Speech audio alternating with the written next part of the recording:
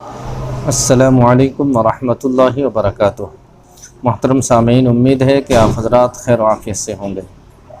दोस्तों, हज 2023 का वक्त बिल्कुल करीब आ गया है और 21 तारीख से फ़लाइटों का ऐलान भी हो गया है।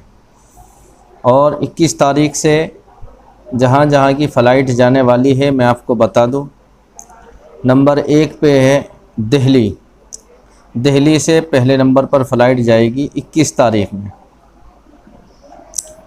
और ये फ़लाइट जो है सीधी मदीना जाएगी। इसी तरह से जयपुर से कोलकाता, लखनऊ और रांची, इन 5 स्टेट से जो है 5 एम्बारकेशन से हाजी जो है 21 तारीख से जाएंगे।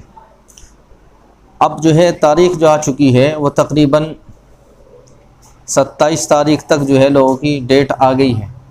इसलिए 27 तारीख के बाद भी जो है डेट आएगी और आनी शुरू हो गई है। तो इसके लिए ये नहीं है कि आज ही आना ज़रूरी है, किसी की आज आई है तो किसी की कल आएगी।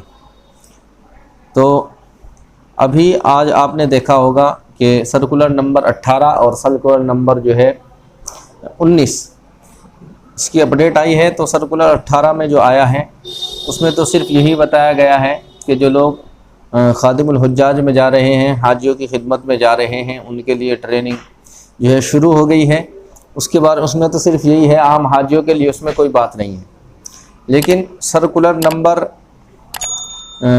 नंबर 19 जो आया है उसके अंदर जो है हाजियों के बैग के बारे में बताया गया है। बैग का साइज़ क्या होना चाहिए, बैग कितना बड़ा होना चाहिए, कितने बैग होने चाहिए, कितना वज़न होना चाहिए। या आप स्क्रीन पर देख रहे हैं बैग के बारे में क्या बताया है कि हाजी 2 बैग ले जा सकते हैं, और वो भी 20-20 केजी के। बहुत से लोगों ने ये कमेंट किया था कि हम जो है एक ही बैग 40 केजी का ले जाना चाहते हैं, तो आप नहीं ले जा सकते। आपके जो बड़े बैग हैं वो 20-20 केजी के होने चाहिए, जैसा कि आप स्क्रीन पर देख रहे हैं।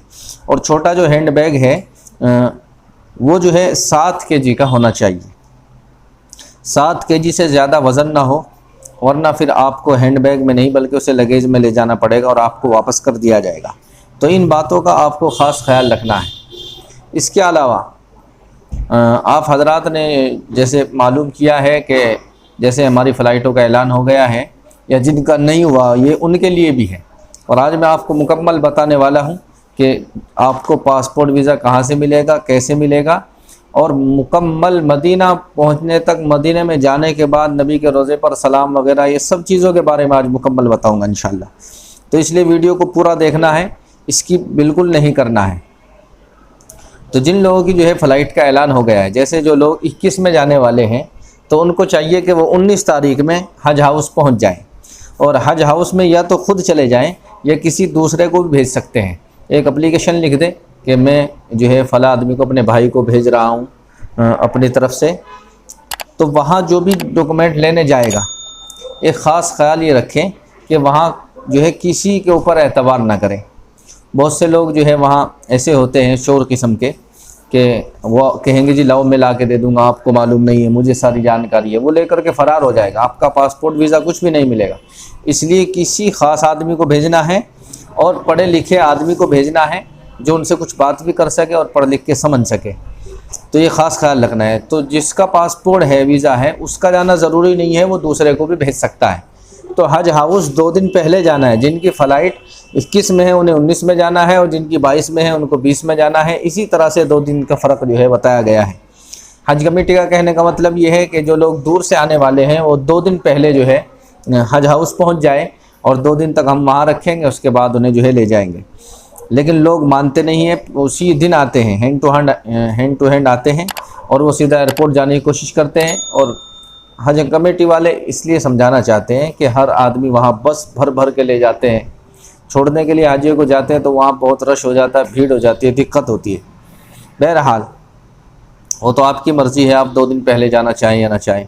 बहरहाल 2 दिन पहले आप अपना पासपोर्ट वगैरह वहाँ से लेकर के आएँ। पासपोर्ट के साथ में आपको वीज़ा मिलेगा, टिकट मिलेगा, बोर्डिंग पास मिलेंगे, और इसी तरह से टैग मिलेंगे, बैग में लगाने वाले टैग मिलेंगे, हाजियों के गले में डालने वाले बिल्ले मिलेंगे, हाथ में बांधने वाले पट्टे मिलेंगे। ये पूरी एक किट मिलेगी। तो ये सारी चीज़ें जो है मिलेगी, वो सब चीज़ें जो है आपको लेकर के आनी है। उसके बाद में जिस दिन की आपकी फ़लाइट है, आप जो है सवेरा चलिए। आप जो है जिस वक्त की आपकी फ़्लाइट है, आप जो है इस हिसाब से चलिए कि आप 3-4 घंटे पहले पहुंच जाए। वो इस वजह से, देखिए 2 घंटे पहले आपको अंदर लेंगे। मैं 3-4 घंटे पहले क्यों बता रहा हूँ, मैं इसलिए बता रहा हूँ, बहुत सी दफ़ा क्या होता है गाड़ी ख़राब हो जाती है, टायर फट जाता है, खुदा न खास्ता क्या पता क्या प्रॉब्लम आ जाए, और फिर जो है देर होने पर दिक्कत होती है। इसलिए मेरी आपसे गुजारिश है कि जितने सवेर आप पहुँच जाए इतना ही बेहतर है। वहाँ जा कर के हर जो है एम्बार्केशन पॉइंट पर, हर एयरपोर्ट पर जो है हाजियों के लिए नमाज़ पढ़ने का, वज़ू करने का इंतज़ाम किया जाता है। आप वहाँ आराम कर लें, नमाज़ पढ़ लें, नफले पढ़ लें और अल्लाह का ज़िक्र कर लें और इस्तग़फ़ार पढ़ते रहें। मदीने में जिनकी फ़्लाइट है, शुरू में जितनी फ़्लाइटें जा रही है सब मदीने में जा रही है, तो दरूद शरीफ का जो है विर्द रखें ज़्यादा से ज़्यादा। बहरहाल आज मैं सिर्फ जो है मदीने में जाने वालों के लिए बता रहा हूँ। मक्का जिनकी फ़्लाइट होगी जद्दा, उसके बारे में इंशाअल्लाह 1-2 दिन के बाद वीडियो बनाऊँगा। तो दोस्तों आप जो है 2 घंटे पहले जैसे ही आपकी एंट्री अंदर हो जाएगी। देखिए एयरपोर्ट पे जब हम जाते हैं तो क्या होता है, गले मिलने में, मुसाफा मिलने में हम जो है अपनी ट्रॉली को भूल जाते हैं जिसके ऊपर हमारा सामान रखा हुआ है। तो वो जो कुछ लोग वहाँ जो है चोर किस्म के होते हैं, पता लगा वो बैग को लेकर के चल देते हैं, ट्रॉली लेकर भाग जाते हैं। आप जो है मुसाफा मिलने में, मिलाने में और गला मिलने में लग रहे हैं। तो इसलिए बैगों का, अपने सामान का ख्याल रखना है। और आपका जो छोटा बैग है जो आपने गले में डाला है, जिसके अंदर आपने अपना पासपोर्ट और वीज़ा, टिकट, ये सारी चीज़ें, बोर्डिंग पास, ये सारी चीज़ें जो है आपने ली हैं। हाँ, एक बात का और ख़ास ख्याल रखें कि जो भी चीज़ें आपको हज हाउस से मिलेगी उन सब की जो है 2-2, 3-3 फ़ोटो स्टेट करा लें।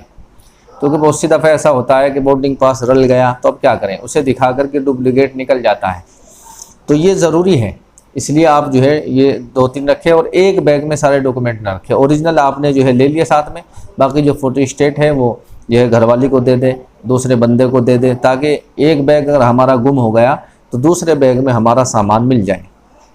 इसी तरह से पैसों के बारे में भी यही करें कि कुछ पैसे घरवाली को दे दिए, बीवी को दे दिए, और कुछ जो है हमने खुद ले लिए कि खुदा न खास्ता अगर मेरी जेब कट गई या गुम हो गए तो एक आदमी के गुम हो दूसरे के बच जाएँ। तो दोस्तों आप जो है अब जो है एयरपोर्ट के अंदर दाखिल हो गए, आपकी चेक इन वगैरह होगी। आपसे जो बड़े बैग हैं वो एयरपोर्ट के अंदर जाते ही आपसे ले लिए जाएंगे। जो कुली होगा वो जो है ले जाएगा और उनका वज़न होगा, और छोटा बैग आपके साथ रहेगा। आप याद रखें कि छोटे बैग के अंदर कैंची, चाकू और इसी तरह से ब्लेड वगैरह ये छोटे बैग में ना रखें, ये चीज़ें बड़े बैग में रखें। छोटे बैग में आप रखोगे तो निकाल दी जाएगी वापस, क्योंकि मशीन बोल जाएगी।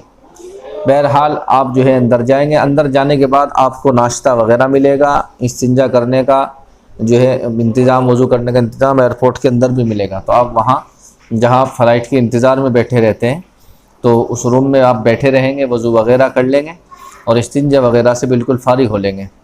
फिर आपको जो है वहाँ से जब फ़्लाइट का वक्त हो जाएगा, नाश्ता वगैरह कराकर आपको ले जाया जाएगा। फिर आपको जो है एयरपोर्ट से बाहर निकलेंगे आप, जो पूरा मैदान होता है जहाँ जो है हवाई जहाज़ खड़े रहते हैं, तो वहाँ जाने के बाद आपको एक बस में बिठाया जाएगा, जो एयर कंडीशन बस होगी, बेहतरीन वाली बस होगी, जो आम बस की तरह नहीं होगी जो रोडों पर बाहर चलती है।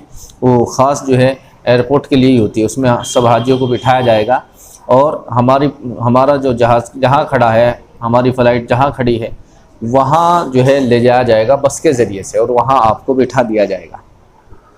तो देखिए जो हमारा बोर्डिंग पास होता है उसके ऊपर हमारे सीट नंबर, ये सब चीज़ें लिखी हुई होती हैं।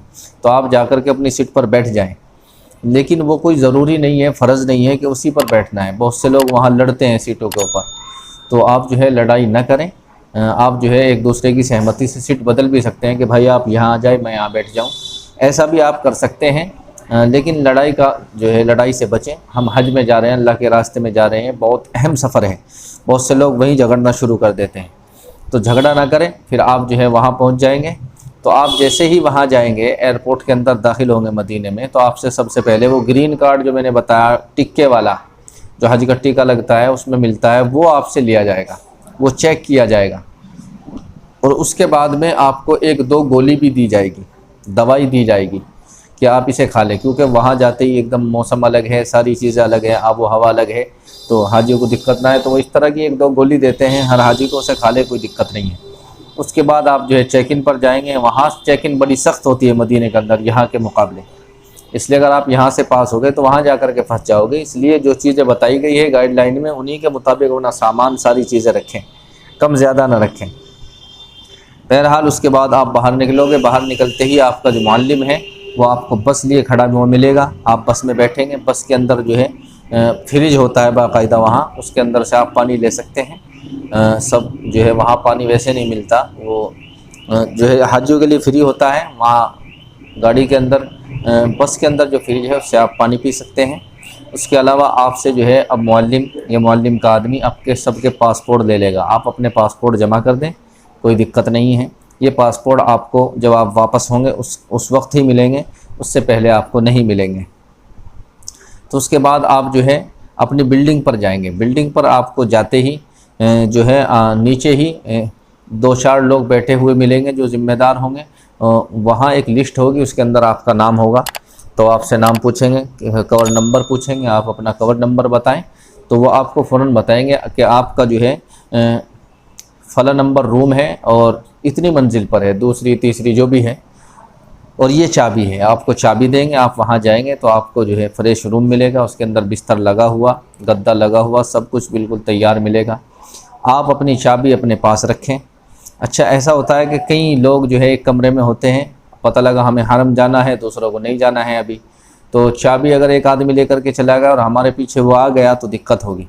तो इसके लिए वहाँ क्या होता है कि जैसे ही हम हरम जाते हैं तो नीचे जो काउंटर पर आदमी वहाँ खिदमत वाले बैठे रहते हैं हाजियों की, तो वहाँ जो एक बोर्ड लगा हुआ रहता है और चाबी टांगने के लिए, और उसके ऊपर बाकायदा नंबर पड़े रहते हैं जो हमारे कमरों के नंबर हैं, चाबी का नंबर है।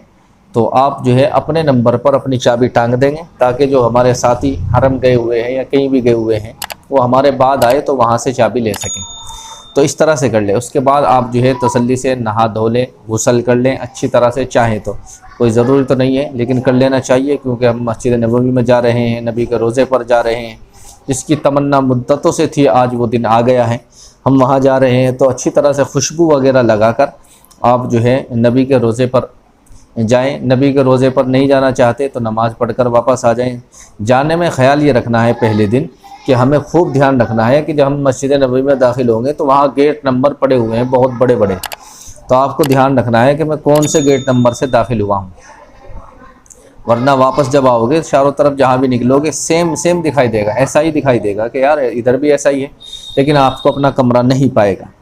इसलिए आप गेट नंबर का आपको ख़ास ख्याल रखना है। बाहर के जो बड़े गेट हैं, मेन गेट हैं, उनका आपको ख़ास ख्याल रखना है। और बहुत सारी चीज़ें हैं पहचान की, आप कुछ ना कुछ पहचान कर लीजिए। औरतों का मस्जिद में जाने का अलग है, मर्दों का जाने का जो है अलग है।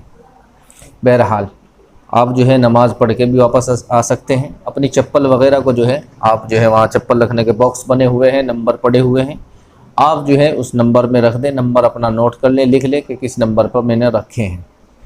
बहरहाल उसके बाद नमाज वगैरह पढ़कर वापस भी आ सकते हैं। नबी के रोज़े पर जिस वक्त चाहे, रात को 1-2 घंटे के लिए बंद होता है, वरना 24 घंटे खुला रहता है। सुबह शाम दोपहर जिस वक्त चाहे नबी के रोज़े पर सलाम पढ़ सकते हैं।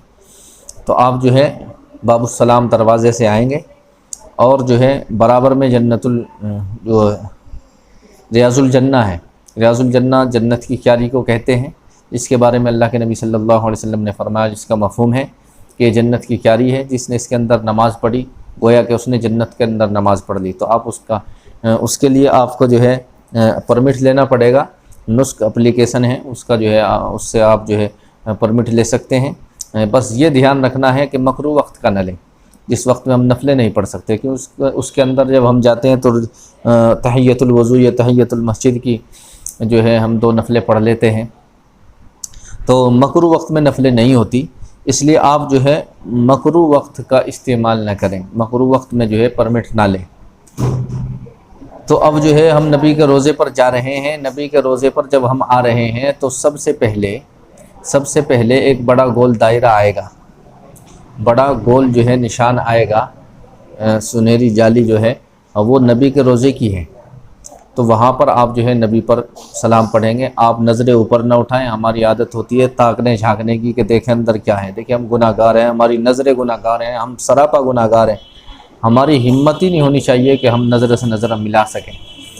तो इसलिए आप नीची नज़र रखते हुए आप जो है नबी के ऊपर जो है सलाम पढ़ेंगे, अस्सलातु वस्सलामु अलैका या रसूल अल्लाह, अस्सलातु वस्सलामु अलैका या हबीब अल्लाह, अस्सलातु वस्सलामु अलैका या नबी अल्लाह, यानी जो भी अल्फाज आपसे आते हैं नबी के जो नाम हैं, अब सब नामों के साथ में आप ये पढ़ सकते हैं। अगर आप पे ऐसा नहीं कहा जाता तो आप वैसे भी कह सकते हैं, या रसूल अल्लाह मैं आपको सलाम पेश करता हूँ, अस्सलामु अलैकुम। जिस तरह भी आपको सहूलत हो इस तरह भी कह सकते हैं। उससे 2 कदम आगे बढ़ेंगे तो हज़रत अबू बकर सिद्दीक़ की कब्र मुबारक है, उसके ऊपर हज़रत अबू बकर का नाम लिखा हुआ है। और 2 कदम और चलेंगे तो हज़रत उमर रज़ी अल्लाह ताला अन्हु का नाम लिखा हुआ है।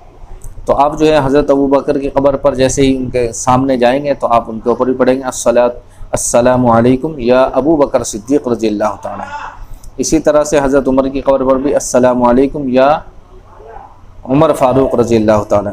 इस तरह से आप सलाम पेश करेंगे। आपको 10 से 15-20 सेकंड मुश्किल रुकने देंगे पुलिस वाले और आपको बाहर कर दिया जाएगा। तो आप वहाँ ज़्यादा रुकने की कोशिश न करें, बस जल्दी से बाहर आ जाएं और बाहर आकर भी आप जो है सलाम पढ़ सकते हैं। और जिन दोस्तों ने कहा है उन दोस्तों के नाम का भी आप बाहर से सलाम भेज सकते हैं, एक एक का नाम लेकर भी और इकट्ठा भी, कि अल्लाह फ़ला फ़ला लोगों ने सलाम कहा या रसूल अल्लाह, उन सब का सलाम पेश कर दें। अस्सलातु वस्सलामु अलैका या रसूल अल्लाह, मैं उनकी तरफ से सलाम पेश करता हूँ। इस तरह से जो है उनकी तरफ से भी सलाम हो जाएगा। औरतों के लिए जो वक्त है वो 24 घंटे नबी के रोज़े पर जाने का नहीं होता, सुबह शाम उन्हें कुछ वक्त दिया जाता है। जब वो रियाजुल जन्ना में जाती है तो वहीं नबी के रोज़े पर सलाम पढ़ती है। जहाँ से मर्द जाते हैं वहाँ से औरतों को कभी नहीं जाने दिया जाता। मस्जिद नबवी के अंदर भी नहीं जाने दिया जाता। मस्जिद नबवी में जो जगह है औरतों की अलग है, वहाँ सिर्फ औरतें ही जा सकती है, मर्द नहीं जा सकते। और जहाँ मर्द जा सकते हैं वहाँ औरतें नहीं जा सकती, तो वहाँ अलग अलग है। रियाजुल जन्ना में जो है वो परमिट लेंगी और वो उसके ज़रिए से अंदर जाएगी और नबी के रोज़े पर सलाम पढ़ेगी। उसी के सामने जन्नतुल बकी है, जिसमें जो है बड़े बड़े सहाबाओं की, जैसे हज़रत उस्मान हैं, उनकी कब्र है। और इसी तरह से हज़रत आयशा, बड़े बड़े सहाबियात और सहाबा की उसमें कब्रें हैं। आप वहाँ जाएं और वो सुबह शाम खुलता है, असर के बाद खुलता है और फजर के बाद तकरीबन 1-1.5 घंटे के लिए आप वहाँ जाकर भी कब्रिस्तान की भी ज़ियारत कर सकते हैं। और जो भी आपसे आता है चारों कुल वगैरह पढ़कर आप जो है सबको सवाब भी पहुँचा सकते हैं। तो इस तरह से आप जो है मदीने के अंदर रहेंगे और मदीने के अंदर आप जो है 8 दिन रहेंगे। उसमें आप मुक़द्दस मकामात की ज़ियारत करें, जैसे कि वहाँ आपकी बिल्डिंग पर लोग आने शुरू हो जाएंगे कि जी ज़ियारत के लिए चलो, ज़ियारत के लिए। तो वो बस वाले 10-10 रियाल लेते हैं अक्सर। 10-10 रियाल में सब बिल्डिंग वाले इकट्ठे होकर चले जाएं और ख़ास ध्यान रखें कि ज़ोहर की नमाज ना निकल जाए। इस बात का जो है बस वाले भी ख्याल रखते हैं, आप भी ख्याल रखें। और बस वाले आपको जो है ले जाएंगे, जैसे मस्जिद क़ुबा है, मस्जिद ज़ुल क़िबलतैन है, 2 क़िबलों वाली, यानी पहले नमाज किस तरफ जो है रुख करके नमाज़ पढ़ते थे और अब किस तरफ, तो उसमें दोनों क़िबले हैं, दोनों तरह की मेहराब हैं। इसी तरह से हज़रत फ़ातिमा की मस्जिद है, उहद पहाड़ है, उहद पहाड़ कब्रिस्तान है, हज़रत हमज़ा की वहाँ कब्र है। और वो छोटी एक पहाड़ी भी है जहाँ नबी ने जो है 2 सहाबा को खड़ा किया था कि जब तक मैं ना कहूँ आपको यहाँ से नहीं हलना है। तो ये बहुत सारी चीज़ें वहाँ ज़ियारत की हैं। ये बस वाला आपको गाइड करेगा, एक एक चीज़ के बारे में माइक होते हैं वहाँ बस के अंदर, वो एक एक चीज़ समझाता आपको जाएगा। देखिए गारे सोर है, गारे हीरा है, तो ये कुछ चीज़ें ऐसी हैं जैसे गारे सोर है, गारे हीरा, इसके ऊपर अगर आप चढ़ना चाहते हैं, अगर आप कमज़ोर हैं, बुज़ुर्ग है तो ना चढ़े, क्योंकि चढ़ाई बहुत ज़्यादा है और पहाड़ का मामला है, अगर पैर फिसल जाए तो जान बचना मुश्किल है। जो ताकतवर लोग हैं वो जा सकते हैं, लेकिन इसकी कोई फजीलत नहीं है, कोई सवाब की चीज़ नहीं है। बस ये है कि नबी ने वहाँ क़याम किया था गारे सोर के ऊपर भी, और गारे हीरा में कुरान की पहली आयत उतरी थी, तो आप वहाँ जा सकते हैं। वहाँ जब जाएं तो बिल्कुल सवेरा जाएं, क्योंकि धूप फिर तेज़ हो जाती है, दिक्कत आती है। और वहाँ मेरी राय है कि बस से नहीं, बस वाला तो आपको दूर से दिखा देगा, बस में बैठे बैठे ही कि देखिए गारे हीरा है, गारे सोर है। वहाँ आप टैक्सी से जाइए, 10 रियाल लेगा, और वहाँ से उतर कर फिर आप तसल्ली से जाइए, पानी वगैरह लेकर के जाइए, क्योंकि प्यास बहुत ज़्यादा लगती है। और जो है आप कई घंटे में फिर वापस आएंगे तो टैक्सी वाला इंतज़ार नहीं करेगा, बस वो छोड़ करके चला जाएगा, फिर वापस आएँ नीचे, फिर टैक्सी करें, फिर जो है हरम आ जाए। तो इस तरह से आप कर सकते हैं, हरम से जाएं और बिल्डिंग से न जाएं। बिल्डिंग से हरम तक आपके लिए बस फ्री है, तो वहाँ तक जो है बस से आएँ और फिर वहाँ से टैक्सी कर लें। अगर वहीं से टैक्सी करेंगे तो शायद महंगी, ज़्यादा पैसे लेगा। तो जैसे ही आपको फिर जो है मक्का जाना होगा तो 1 दिन 2 दिन पहले आपको जो है बता दिया जाएगा कि फ़ला दिन आपको यहाँ से जाना है।